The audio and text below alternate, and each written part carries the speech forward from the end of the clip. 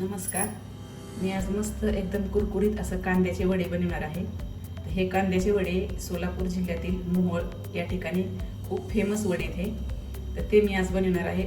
त्यासाठी मी इथे हे जवळपास अर्धा किलो कांदे एकदम असे बारीक चिरून घेतले आणि वाटीने मोजून घेतले. तर 4 वाट्या हा बारीक चिरलेला कांदा आहे आणि त्याच वाटीनं 2 वाट्या हे बेसन घेतलेले. अगोदर आपल्याला कांद्याची पीठ पेरून भाजी तयार करून घ्यायची. कढईमध्ये आपल्याला 2 चमचे तेल टाकून घ्यायचं.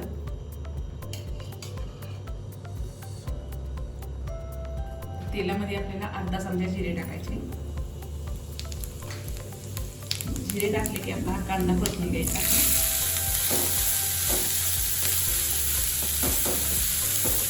यामध्ये आपल्याला थोडी मीठ टाकून घ्यायचं लगेच. लालसर होईपर्यंत कांदा चांगला परतून घ्यायचा. कांद्याचा कलर आपल्याला थोडासा लालसर व्हायला लागलेला आहे.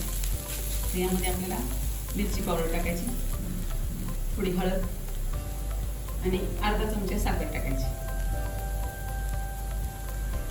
हे चांगलं परतून घ्यायचं आणि आता यामध्ये आपल्याला हळूहळू बेसन घालायचं. थोडं थोडं टाकायचं, गॅस मंद ठेवायचा. आता मी इथे 2 वाट्या बेसन पीठ यामध्ये घातले. हे 2 मिनिट चांगलं परतून घ्यायचं. मग पिठाचा वास येईपर्यंत सगळं पीठ आपलं कांद्याला लागलेले, खाली अजिबात पीठ दिसत नाही साठलेलं. पूर्ण सगळ्या कांद्याला पीठ लागलेले. असंच सगळ्या कांद्याला पीठ लागलं पाहिजे. बरोबर 4 वाटी कांद्याला 2 वाटी पीठ, त्याचं प्रमाण बरोबर योग्य आहे. आता हे 2 मिनिटं परतून झालं की थोडंसं आपल्याला पाणी टाकायचं. एक 2-3 चमचे असं हातानेच पाणी टाकायचं आणि व्यवस्थित मिक्स करून घ्यायचं. तर हे छान मिक्स करून झाले. याला फक्त 2 मिनिटं वाफू द्यायची. ह्याच्यावरती झाकण ठेवायचं. फक्त 2 मिनिटाची वाफ घ्यायची. आता 2 मिनिटं झाले, छान वाफ आलेली. आता आपण हे उतरून घेऊ आणि हे भाजी आपली एका ताटामध्ये आपल्याला ओतून काढायची. आता ही एका ताटामध्ये भाजी ओतून काढली मी.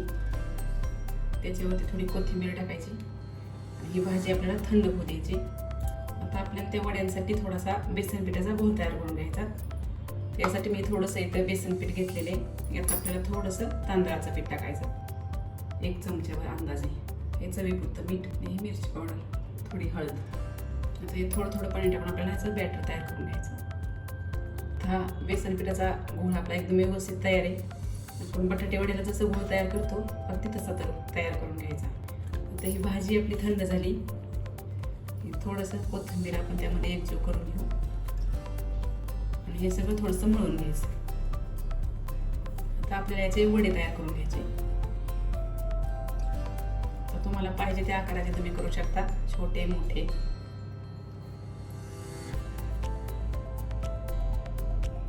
असे मस्त वडे तयार करून घ्यायचे त्याचे. आता हे सगळे आपले कांद्याचे वडे बनवून तयार झालेत. आता आपल्याला हे बेसन पिठाच्या घोळमध्ये बुडवून तेलामध्ये तळून घ्यायचे. आता इथे कढईमध्ये तेल टाकलेले मी. तेल आपलं चांगलं तापलेले. तर हे वडे आपल्याला तळून घ्यायचे.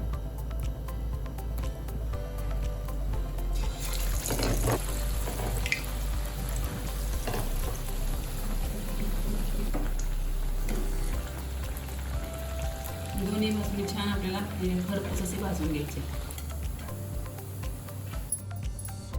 मस्त आपले कांद्याचे कुरकुरीत वडे तयार आहेत. मस्त संध्याकाळी पाऊस पडतोय. संध्याकाळच्या चहा बरोबर मस्त ही वडी आणि चहा नक्की करून बघा. चहा बरोबर किंवा तुम्ही हे सॉस बरोबर सुद्धा खाऊ शकता.